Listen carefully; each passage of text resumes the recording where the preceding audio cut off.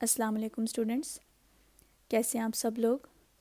मैं उम्मीद करती हूँ कि आप लोग ठीक होंगे, अपने लेक्चर्स प्रॉपरली सुन रहे होंगे।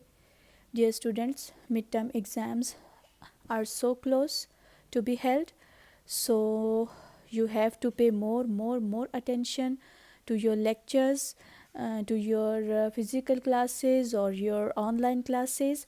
ये बहुत ज़रूरी है। और उसके बाद आप लोगों का अपना जो LMS अकाउंट्स हैं उन अकाउंट्स पर भी पूरी तवज्जो से काम करें, उसको हैंडल करने की कोशिश करें, क्योंकि अगर आपका LMS अकाउंट प्रॉपरली वर्क नहीं करेगा तो आप लोग अपने एग्ज़ाम्स को नहीं अपलोड कर पाओगे।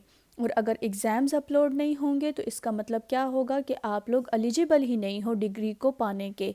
ठीक है, तो इन तमाम प्रॉब्लम्स से बचने के लिए, इन तमाम मुश्किलों से बचने के लिए बच्चों अपना LMS अकाउंट को के जो प्रॉब्लम्स हैं, जो आपको इश्यूज़ हैं, उनको जल्द अज़ जल्द जितना जल्दी हो सके आप उसको क्लियर करेंगे। आज का जो हमारा टॉपिक है जिस पर आज हम क्लास होगी वो ये है चेंज ऑफ नरेशन। आज हम पढ़ेंगे कि नरेशन क्या होता है और नरेशन को चेंज किस तरह से किया जाता है और कौन से ऐसे रूल्स और रेगुलेशंस हैं जिनको फॉलो करके हम इफ़ेक्टिवली नरेशन को चेंज कर सकते हैं। क्योंकि ये एक बहुत ही इम्पॉर्टेंट चीज़ है जो सम टाइम स्टूडेंट्स में इस चीज़ को समझने की बहुत कमी पाई जाती है, ये समझने के लिए कि नरेशन क्या होता है, चेंज ऑफ नरेशन क्या होता है। आप लोगों को ये बात ज़रूर पता होती है कि हम अगर कहते हैं जी कि एक्टिव वॉइस हम कर रहे हैं या पैसिव वॉइस हम कर रहे हैं। अब एक्टिव वॉइस और पैसिव वॉइस में भी होते तो टेंसेज ही हैं। अब टेंस का एक यूज़ जो होता है उसको, जो एक्टिव यूज़ होता है उसको हम एक्टिव वॉइस कहते हैं, जो पैसिव यूज़ होता है उनको हम पैसिव वॉइस कहते हैं। तो स्टूडेंट्स में सम टाइम ये नॉलेज बहुत कम पाया जाता है। जब उनके सामने लिख देते हैं change the voice of the sentence, तो वो ज़रा कंफ्यूज हो जाते हैं कि इसका क्या मतलब है जी change the voice of the sentence. तो इसी तरह अगर हमारे सामने, हमें ये तो पता होता है कि हमने सेंटेंस अगर डायरेक्ट दिया हुआ है तो उसको इनडायरेक्ट में चेंज कर देना है, अगर इनडायरेक्ट दिया हुआ है तो उसको डायरेक्ट स्पीच में ले आना है। लेकिन नरेशन जो है वो वर्ड ज़रा थोड़ा सा उससे चेंज आ जाता है, जिससे students most of the time confuse हो जाते हैं। तो चेंज ऑफ नरेशन जो है वो क्या होता है, डायरेक्ट स्पीच से जब हम इनडायरेक्ट स्पीच में कोई भी बात को कन्वे करते हैं तो वो नरेशन का पार्ट कहलाता है, उसको हम नरेशन कहते हैं। जब हमने डायरेक्ट स्पीच से इनडायरेक्ट में बात करनी है या फिर इनडायरेक्ट से डायरेक्ट में बात करनी है, हमारी कन्वर्सेशन जब मिक्स स्पीच में होगी, यानी कि कुछ बातें हम डायरेक्ट में कर रहे होंगे, कुछ बातें हम इनडायरेक्ट में कर रहे होते हैं, तो ये सारी की सारी सिचुएशंस, ये सारी की सारी इंफॉर्मेशंस और बातें मिला के इनको हम नरेशन कहते हैं, चेंज ऑफ नरेशन कहते हैं। तो हम ये देखते हैं कि डायरेक्ट स्पीच और इनडायरेक्ट स्पीच क्या होती है। The art of reporting the words of the speaker is called narration. Narration क्या होती है जी कि वो आर्ट होता है जिसमें रिपोर्ट किए जाते हैं किसी भी स्पीकर के वर्ड्स को, यानी कि कोई बोलने वाला बंदा है, उसके वर्ड्स को जब हम आगे बताते हैं तो उस बताने के आर्ट को हम क्या कहते हैं, उसको हम नरेशन कहते हैं। ठीक है, अब वो आर्ट क्या होता है और उस आर्ट की कितनी काइंड्स होती हैं। There are two main ways of reporting the words of the speaker. किसी भी स्पीकर के वर्ड्स को रिपोर्ट करने के दो तरीके होते हैं हमारे पास। पहला तरीका कौन सा है, डायरेक्ट स्पीच। दूसरा तरीका कौन सा है, indirect speech. Direct speech and indirect speech are the two main ways of reporting the words of the speaker. Speaker कौन होता है, बोलने वाला। और जब स्पीकर कोई बात करता है तो वो बात क्या कहलाती है, वो रिपोर्ट कहलाती है। और रिपोर्टिंग करना यानी कि जो बोलने वाले ने कुछ अल्फाज बोले हैं, आपने वो सुने हैं, किसी सेकंड पर्सन ने वो सुने और उसने आगे वो थर्ड तक कन्वे किए हैं। ठीक है, रिपोर्टिंग करना ये कहलाता है। उसके बाद हम ये देखते हैं कि डायरेक्ट स्पीच होती क्या है और इसको लिखा किस तरह से जाता है। मैं आपको एक एग्जांपल देती हूँ। जैसे मैं एक जगह पे बैठी हूँ और मेरे साथ मेरी एक फ्रेंड है अरूज, और एक फ्रेंड है सायरा, ठीक है।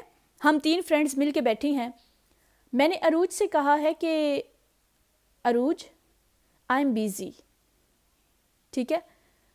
अब अरूज ने मेरी इस बात को सायरा तक कन्वे करना है। अब सायरा भी हो सकती है, कोई भी हो सकता है, मतलब थर्ड जो पर्सन होता है सम टाइम वो प्रेजेंट भी होता है और वो सम टाइम एब्सेंट भी होता है। बात यह है कि 2 पर्सन्स नेसेसरली वहाँ पर होने चाहिए, एक वो जो बात करता है और दूसरा वो जो बात सुनता है, और उसने सुन के आगे रिपोर्ट करना है। अब मैंने अरूज से कह दिया कि अरूज मैं बिज़ी हूँ। अब अरूज ने वो बात सायरा तक कन्वे करनी है, तो अरूज क्या करेगी, अरूज सायरा को इस तरह से बात कहेगी।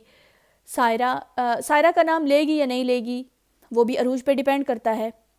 अरूज जो सिंपल बात करेगी वो ये कहेगी कि यमुना कहती है मैं बिज़ी हूँ। अरूज मेरे वर्ड्स को एज इट इज़ सायरा तक कन्वे कर रही है, ठीक है। मैं कौन हूँ, स्पीकर हूँ। अरूज कौन है, अरूज रिपोर्टर है। मेरे स्पीकर के वर्ड्स को अरूज जो है वो रिपोर्ट कर रही है और वो बता रही है कि यमुना कहती है मैं बीमार हूँ। तो ये क्या है कि अरूज ने डायरेक्ट स्पीच में मेरी बात को कन्वे कर दिया।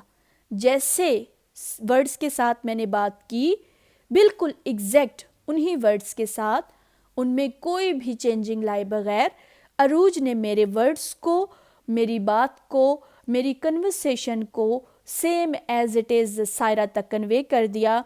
और तो अरूज ने ये कौन सी स्पीच का इंतखाब किया कन्वे करते हुए बात को, डायरेक्ट स्पीच का। In this form the actual words of the speaker are put in quotes, ठीक है।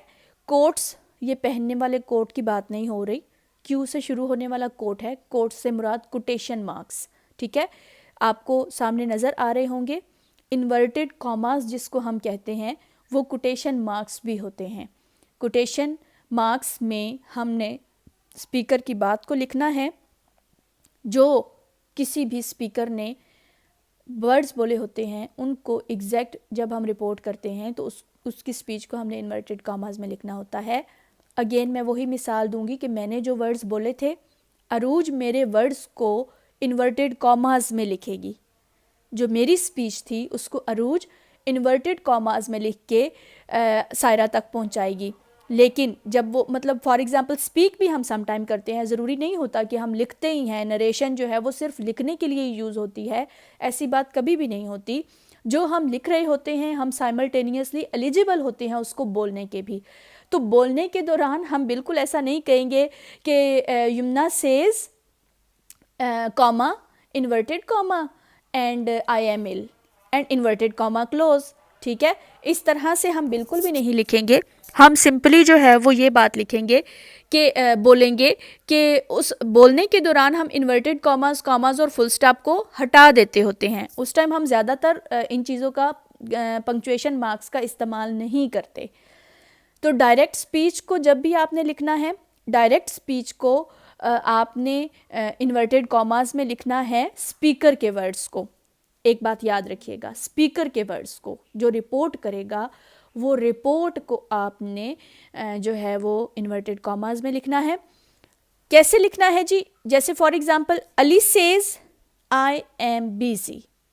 अब अली सेज के बाद आपको एक कॉमा नज़र आ रहा है, उसके बाद quotation marks I am busy, quotation marks close and then full stop.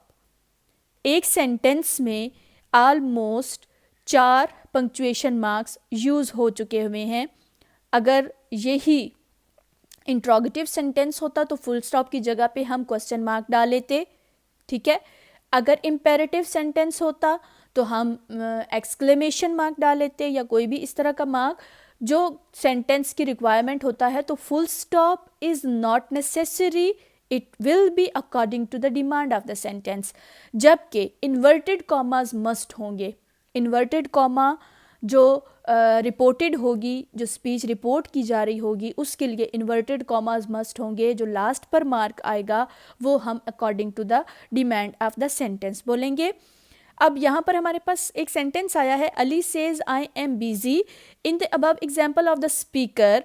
जो स्पीकर की ऊपर एग्जाम्पल दी गई है, Ali is known as reporter, ठीक है।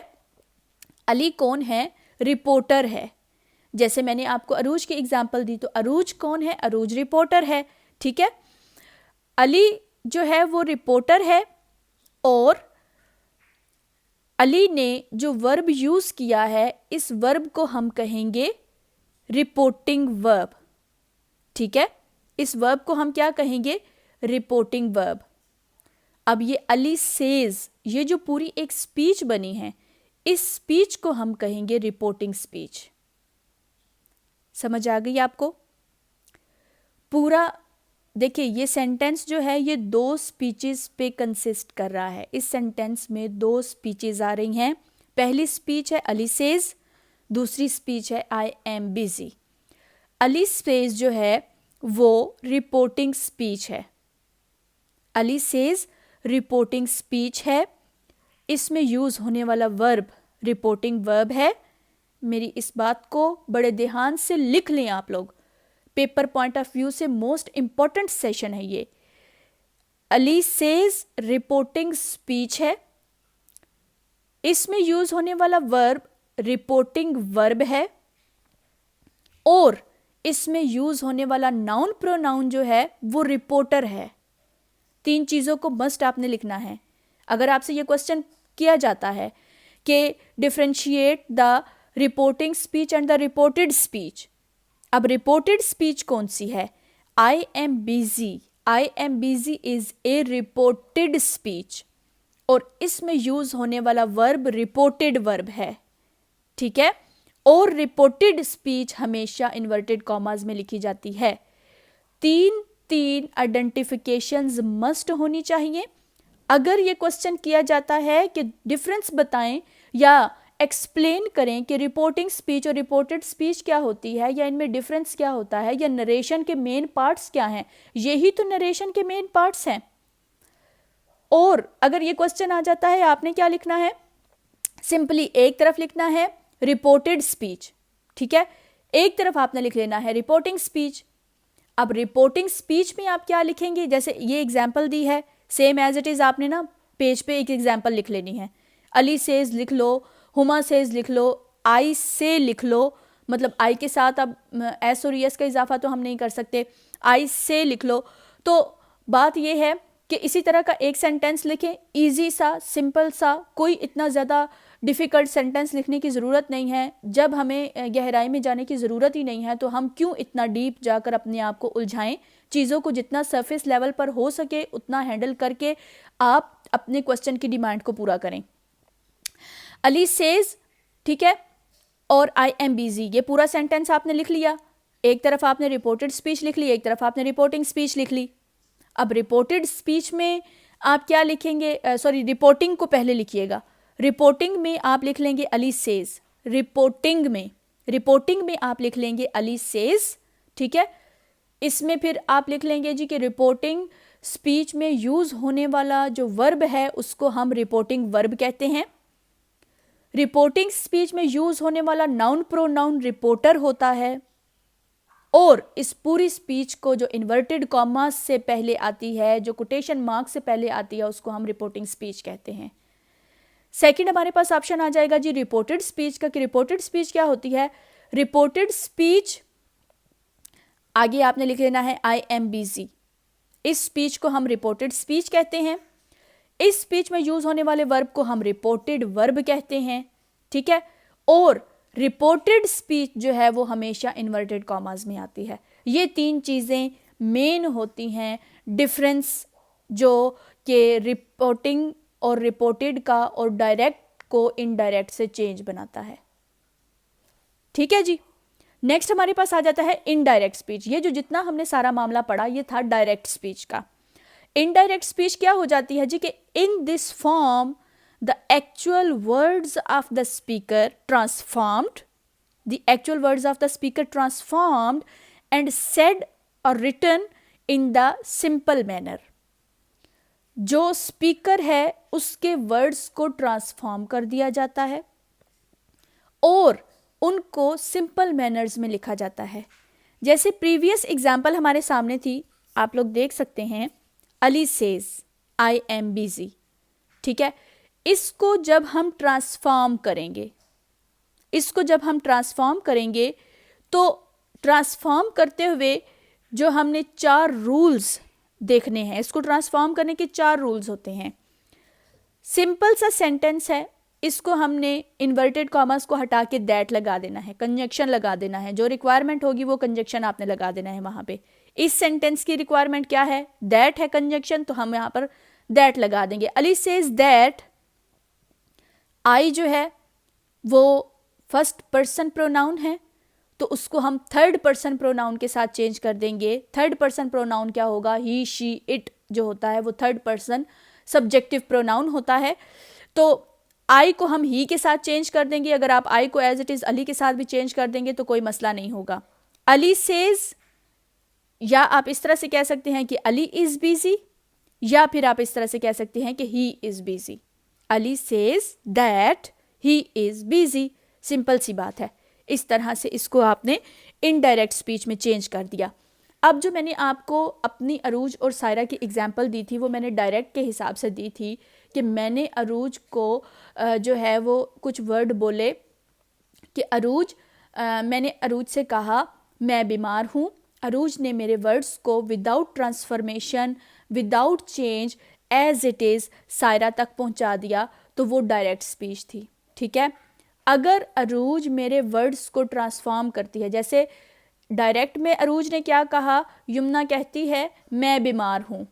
अब अरूज अगर मेरे वर्ड्स को ट्रांसफॉर्म करेगी तो वो क्या कहेगी, वो ये कहेगी कि यमुना कहती है कि वो बीमार है। ठीक है।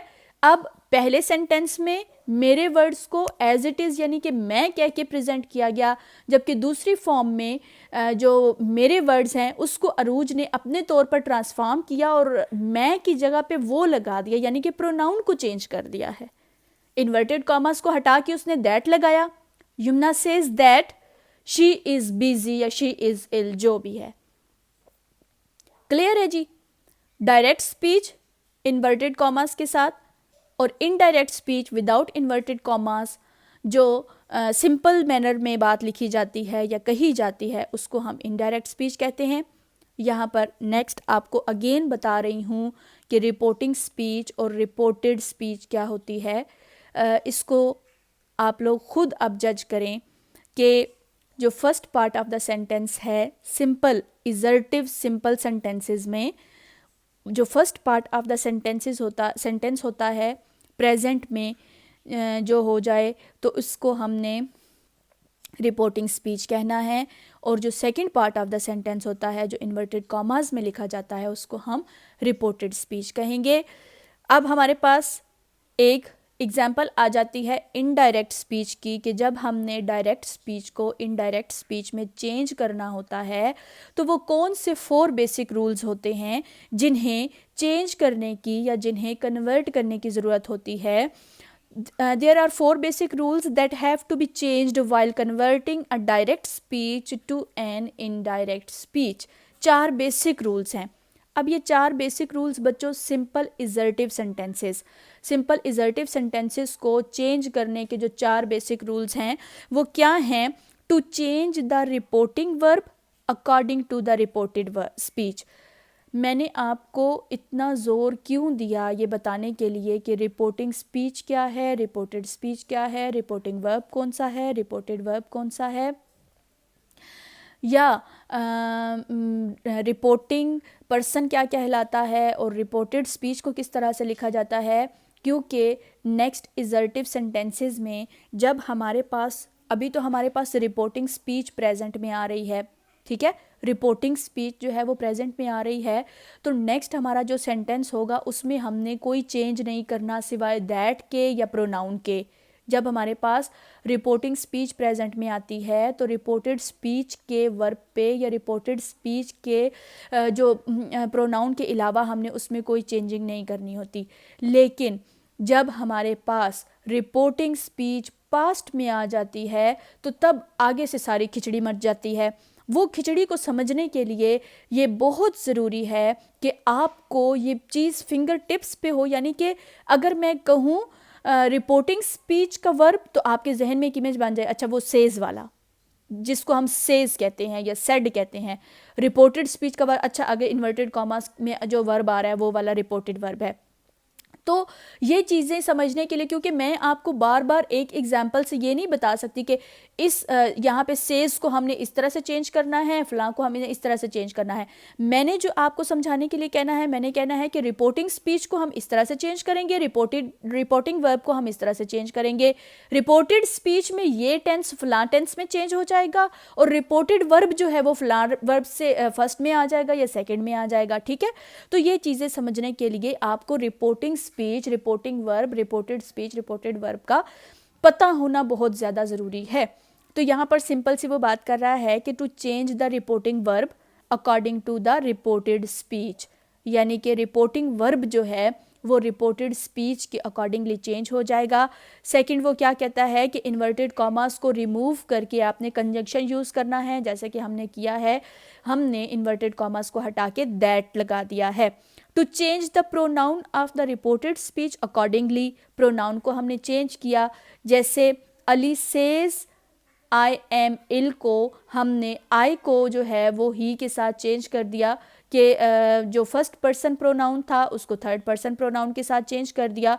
तो वो क्या कहता है कि प्रोनाउन को हमने रिपोर्टेड स्पीच के अकॉर्डिंगली चेंज कर देना है। फोर्थ नंबर पे क्या कहता है कि एडवर्ब को हमने चेंज करना है। ठीक है, तो ये बेसिक 4 चेंजिंग्स थी जो हमने किसी एक सिंपल सेंटेंस को, सिंपल इजर्टिव सेंटेंस को चेंज करने के लिए हमें रिक्वायर्ड होती हैं। ठीक है, एक डायरेक्ट सेंटेंस जो सिंपल होता है उसको इनडायरेक्ट में चेंज करने के लिए जो 4 चीज़ें होती हैं ये आपको फिंगर टिप्स पे आनी चाहिए। So this was the basic आप जिसको कहते हैं basic 4 lines of the direct, indirect और द नरेशन। ठीक है, ये सिर्फ आप ऐसे समझ लें कि 4 लाइनें मैंने आपको नरेशन के बारे में बताई हैं और वो 4 लाइनें हम एक दफ़ा दोबारा से रिपीट कर लेते हैं। सबसे पहले मैंने आपको ये बताया कि नरेशन क्या होती है। सेकेंडली मैंने आपको एग्जाम्पल दे के ये बताया कि डायरेक्ट स्पीच क्या है। डायरेक्ट स्पीच के फिर जो 2 पार्ट्स होते हैं हमने उनको डिस्कस किया, जो कि रिपोर्टिंग स्पीच और रिपोर्टेड स्पीच था। उसके बाद हमने इनडायरेक्ट स्पीच को देखा कि इनडायरेक्ट स्पीच क्या होती है, और साथ में हमने ये देखा कि जब हमने डायरेक्ट को इनडायरेक्ट में चेंज करना है तो कौन से वो बेसिक 4 रूल्स हैं जिनको फॉलो करके हम डायरेक्ट स्पीच को इनडायरेक्ट स्पीच में चेंज कर सकते हैं। सो माय डियर स्टूडेंट्स, बहुत इंपॉर्टेंट लेक्चर है, ना ही सिर्फ इस वक्त के लिए या आपके पेपर पॉइंट ऑफ व्यू से, ये चीज़ ऐसी है जो आपको लाइफ टाइम याद रहेगी या लाइफ टाइम आपके काम आने वाली है। ये ज़रूरी नहीं होता कि आप कौन से सब्जेक्ट से ताल्लुक़ रखते हैं, ये ज़रूरी नहीं होता कि आप कौन से कम्बिनेशन से ताल्लुक़ रखते हैं। ज़रूरी बात यह है कि आपके पास नॉलेज होना चाहिए। और जहाँ तक मेरा ख़्याल है कि एक इंसान है उसको अपने आप को लिमिटाइज़ नहीं रखना चाहिए कि मेरा सब्जेक्ट अगर इंग्लिश है तो मैंने उसको इंग्लिश तक ही अपने आप को बाउंड रखना है, ऐसी बात बिल्कुल नहीं होनी चाहिए। आपकी ग्रिप हर एक सेंटेंस, आपकी ग्रिप हर एक सब्जेक्ट पे होनी चाहिए।